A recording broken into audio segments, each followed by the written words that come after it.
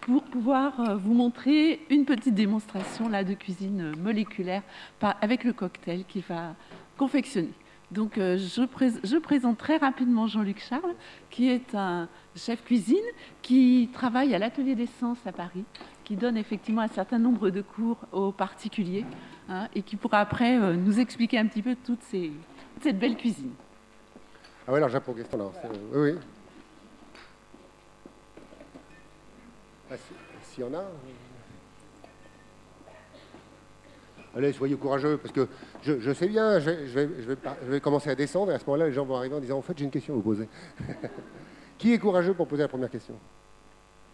Personne n'est courageux? Ah, pardon, je vous vois. Ah oui, allez-y. Quand vous avez dit que cette cuisine-là pourrait remplacer la cuisine actuelle, je comprends que le transport de l'eau, qui correspond à une grosse quantité dans les produits, ce soit un coût. Mais vos produits, tout ce qui est dans votre petite boîte, ça coûte cher à fabriquer? Alors, je vous ai dit que c'était de l'osmose inverse, donc ça se fait dans les carafes qui filtrent l'eau sur la table, c'est par gravité. Donc, si on veut le laisser par gravité, ça ira par gravité, c'est des procédés membranaires. Si vous voulez mettre une pompe qui pousse, ça consomme un peu plus d'énergie. Le bilan complet a été fait par mes collègues de l'INRA de Rennes sur le fractionnement du lait. Hein, c'est pas tout à fait pareil, mais c'est apparenté. Et on est en train, évidemment, de lancer les calculs pour faire ça. Et il y a plusieurs questions, effectivement. Mais c'est pour ça qu'il y a, dans un projet, moi je dis aux mes étudiants, dans un projet, enfin, mes étudiants, ils ne sont pas à moi, hein. Les étudiants qui me font l'honneur de venir travailler avec moi, je leur dis, dans un projet, il faut plusieurs objectifs simultanés. C'est-à-dire que là, il y a la question des allergies dont je ne vous ai pas parlé. Comment vous faites pour manger du homard si vous êtes allergique au homard? Ben là, je vous fais une consistance qui est celle du homard. Enfin, je vous fais, le chef vous fera. Et puis, je ne mets pas la molécule allergique. Comment? Bon, nutrition, on y mettra ce qu'on veut. Aujourd'hui, la vraie question de la nutrition, par exemple, c'est la pandémie d'obésité. Donc, ça prouve que la cuisine traditionnelle n'est pas adaptée à la vie moderne. C'est un fait, en quelque sorte. Donc, est-ce qu'on ne peut pas changer? Mais de toute façon, vous n'en faites pas. Au début, ça sera en biseau. On va continuer à manger des cassoulets, des coq au vin, des pot au feu. Il n'y a pas de loi qui l'interdit pour l'instant.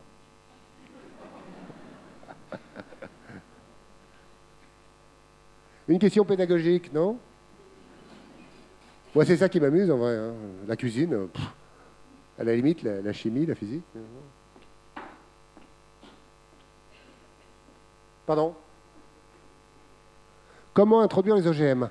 Ah, alors ça, c'est une excellente question. L'autre aussi, d'ailleurs. La prochaine est pas mal. Hein.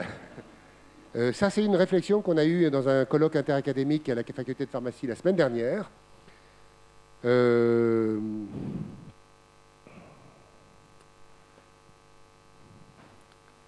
Non, si, il y a plein de gens qui regardent la réponse.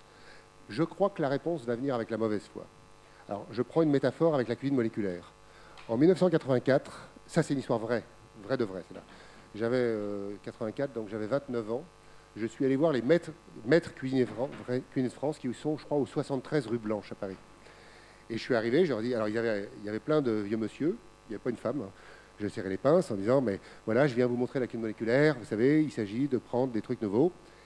Et ils m'ont dit, t'es bien gentil, mais tu vas nous empoisonner avec tes saloperies. Texto. Donc, il n'y a pas eu d'alginate de carragénane dans la cuisine. Quand est venue la crise de la vache folle, ça a été sidérant. En 15 jours, les cuisiniers avaient remplacé toute la gélatine par agar-agar, carragénane, alginate. 15 jours. Donc maintenant, j'ai décidé que je m'en fais plus. Si ça doit venir, ça viendra. Le jour où l'agriculture mondiale aura pris tellement de pouvoir, parce qu'ils auront des OGM, que les agriculteurs français seront par terre, là, on va commencer à se bouger. Parce que si les agriculteurs français sont par terre, les produits vont augmenter, et si les produits augmentent, les mecs, ils vont râler. Donc là, on parlera plus de... Alors, bien inversement, je n'ai pas dit que j'étais pour les OGM. Hein.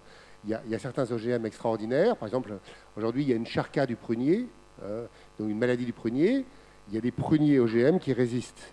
Les autres, ils vont crever. Donc, de toute façon, il n'y aura plus de prunes. Ben, les gens, ils voudront... Et comme par hasard, vous allez voir qu'ils diront « Ah ouais, je le prends parce que j'ai envie de prunes. » Mais on dit « Mais c'est OGM. »« Ah oui, non, mais j'ai envie de prunes. » C'est pareil le chocolat. Le chocolat, c'est du gras et du sucre. 50-50. Donc c'est très mauvais. Qui va arrêter demain de manger du chocolat? Voilà, ben, on y est. Et en général, les gens me disent « Ah ouais, mais il y a du magnésium dans le chocolat. Tu parles de 10-6. » Pareil, le barbecue.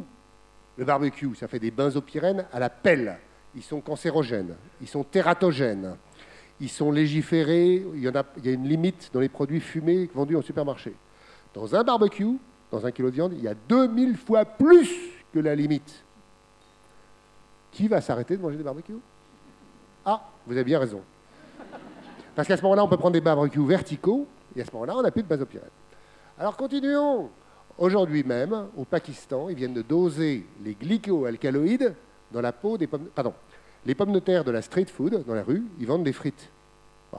La mode, complètement con, fait qu'aujourd'hui, on laisse la peau avec les pommes de terre. Dans les pommes de terre, il y a des glycoalcaloïdes toxiques qui s'appellent la solanine, la solanidine, la chaconidine, qui sont dans les 3 premiers millimètres sous la peau. Donc il faut peler les pommes de terre. Et bien aujourd'hui, on dose au Pakistan, par une équipe américaine, on dépasse la dose de glycoalcaloïdes toxiques. C'est du grand n'importe quoi. Ça s'appelle de la mauvaise foi. Ah, on dit, alors il y a des chefs qui disent, ah ouais, mais ça donne un peu de croustillant. Ah. Mais les Romains, ils mettaient des sels de plomb et puis ils ont crevé. Et moi, je crois que la mission de l'école, c'est ça. Et ce n'est pas réservé au lycée hôtelier ou au CFA, etc. C'est à l'école qu'on apprend à peler les pommes de terre. D'où, je termine, mais avec les programmes, les projets qu'on avait appelés les ateliers expérimentaux du goût pour les écoles primaires, et puis qu'on a appelé dictons et plats patrimoniaux pour les collèges, ou les ateliers sciences et cuisine pour les lycées, en même temps, on fait de la cuisine, du apprendre à vivre, du français. On peut même faire de l'anglais ou de l'allemand. Dans le fond, ça n'empêche pas qu'un prof d'anglais ou d'allemand vienne dire Kartoffeln ou je ne sais pas quoi. Et puis, on fait des maths, et puis on fait de la chimie, et puis on fait de la physique. Et à ce moment-là, on a un projet de classe, et c'est quand même assez sympa de travailler avec des collègues quand ils ne sont pas complètement fêlés. Non, mais il y en a quand même des biens. Et puis, le bien, ça veut dire qu'on a une affinité avec un groupe particulier. Ça ne veut pas dire qu'ils ne sont pas bien dans l'absolu. Enfin, je crois. J'ai répondu à votre question, à peu près, ouais. Bon. Alors, on arrête. Donc, place à l'artiste.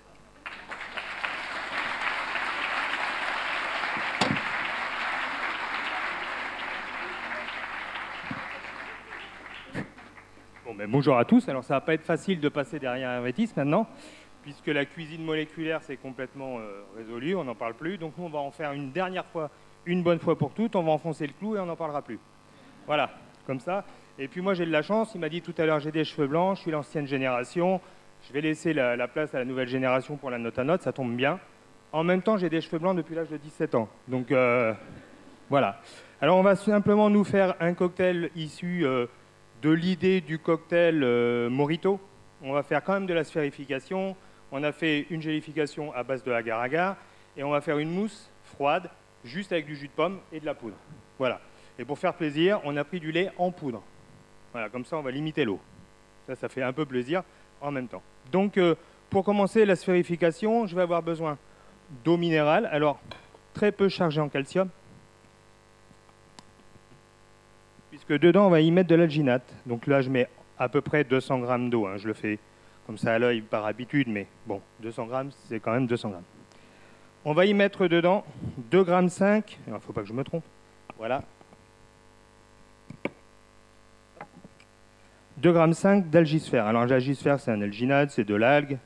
Ça va être pour faire ma sphérification. Alors, sphérification, ce n'est pas tout à fait le mot. On en reparlait tout à l'heure, c'est plutôt des perles à cœur liquide. Donc plutôt des perles que la sphérification. La sphérification, a priori, c'est creux, c'est une coque. Donc nous, on ne va pas faire une coque, on va faire des perles, des billes. Donc on fait chauffer le tout. Tout ça pour qu'en fait, mon alginate se soit plus dissous dans l'eau. Parce que c'est assez difficile avec les grumeaux. Donc voilà, donc là, etc., etc. Elle est bien dissoute. Et on va y rajouter dedans un sirop. Alors, le type de sirop, là, j'ai pris de la menthe glaciale. Le thème, c'était de la transparence. Donc on est parti sur la menthe. On met autant de menthe que d'eau. Voilà. Il faut que ça ait le goût de menthe quand même. Sinon, c'est moins drôle. Voilà, on remue tout ça. Et du coup, on obtient ça. au bout de 2 petites heures de repos. Il faut laisser reposer de façon à ce que les bulles disparaissent dans la préparation. Voilà, parce que pour gélifier une bulle, c'est compliqué. Donc on laisse reposer. Ensuite, ici, on va faire un bain de trempage avec du sel de calcium.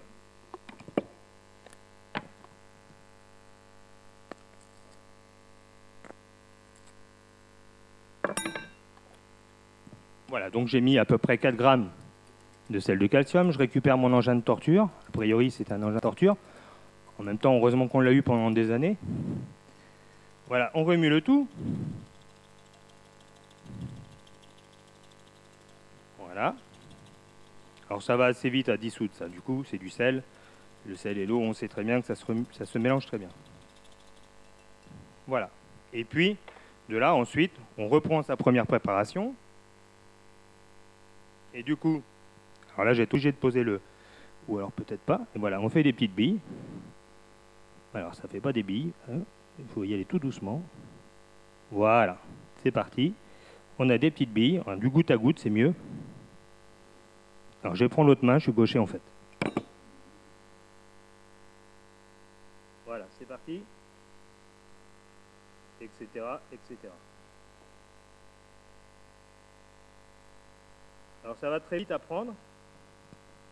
Ça va très très vite à prendre. Merci beaucoup. C'est quasiment instantané. Et puis plus on va attendre, moins le cœur sera liquide.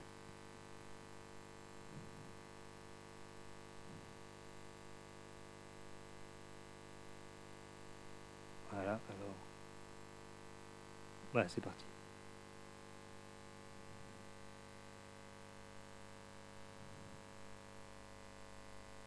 Etc., etc.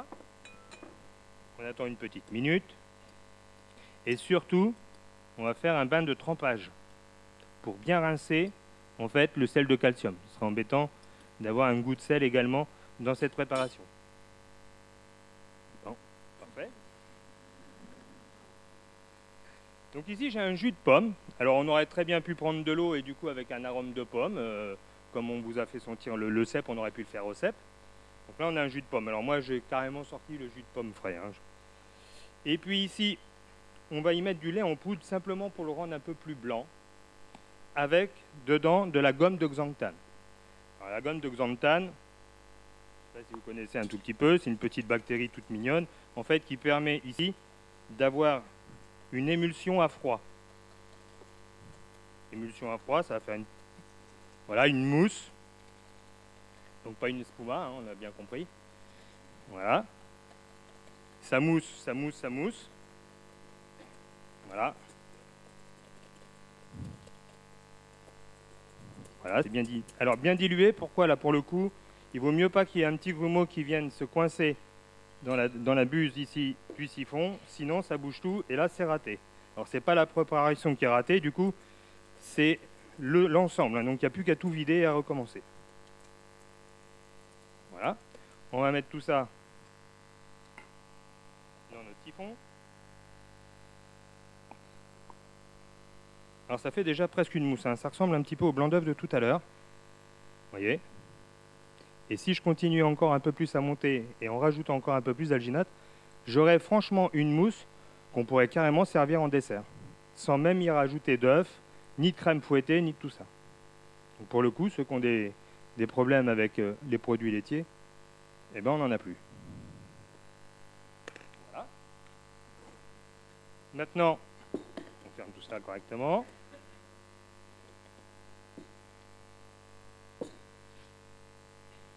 On va y ajouter du protoxyde d'azote. Tout ça, c'est pour l'émulsion, c'est pour amener du gaz et du froid.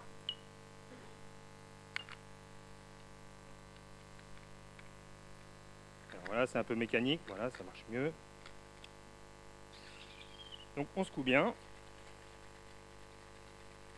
Là, pour des questions de rapidité, on va mettre une deuxième cartouche, mais une seule suffirait.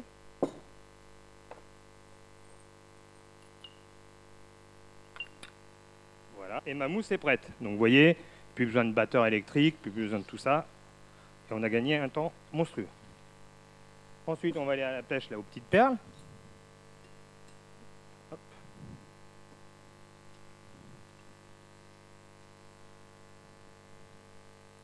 Voilà. Je ne sais pas si on les voit bien. On les rince. Voilà. Et on va les mettre ça dans un verre. Alors on peut recommencer à l'infini. Hein. Je peux reprendre ici. Reprendre. Voilà. Donc là on a fait avec de la menthe. On peut très bien le faire avec le jus de carotte de tout à l'heure. On aurait pu très bien le faire. Etc. etc. Donc on va finir notre cocktail. Tout simplement, eh bien ici, j'ai fait chauffer du jus de pomme avec du agar-agar, un gélifiant.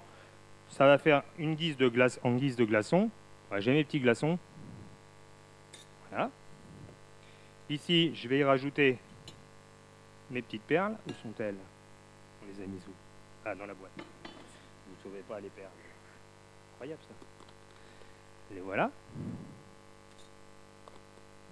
On va y rajouter. Alors là, un petit peu d'acide, du glucose et de l'eau, et j'ai un sirop. Je rajoute une eau gazifiée. Alors on aurait très bien pu faire l'eau gazifiée dans un siphon, de l'eau, un petit peu de sel, une cartouche de soda, et puis c'était parti. Et puis on finit. Il faut toujours faire un test avant quand même, parce que on n'est jamais sûr de rien. Si, ça marche. Parfait, exprès. Voilà. Et on a un cocktail fait en 5 minutes à peu près, c'est ça, C'est ça. Voilà. Je vous laisse le micro. Merci bien.